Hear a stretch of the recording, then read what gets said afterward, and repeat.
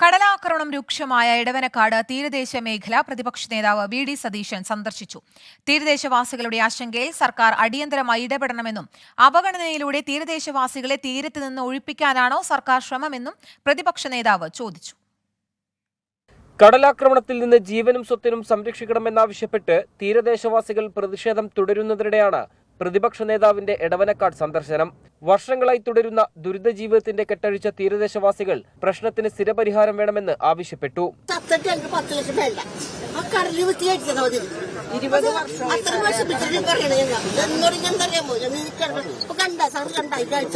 തീരദേശവാസികളെ സമരത്തിലേക്ക് തള്ളിവിടരുതെന്ന് പ്രതിപക്ഷ നേതാവ് വി.ഡി. സതീശൻ. ഉള്ള സാധാരണക്കാരായ മനുഷ്യരാണ് ഇവിടെ ജീവിക്കുന്ന തീരപ്രദേശത്ത്.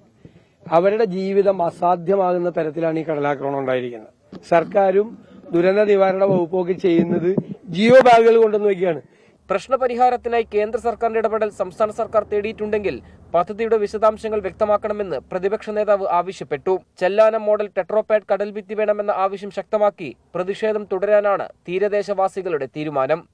24 കൊച്ചി.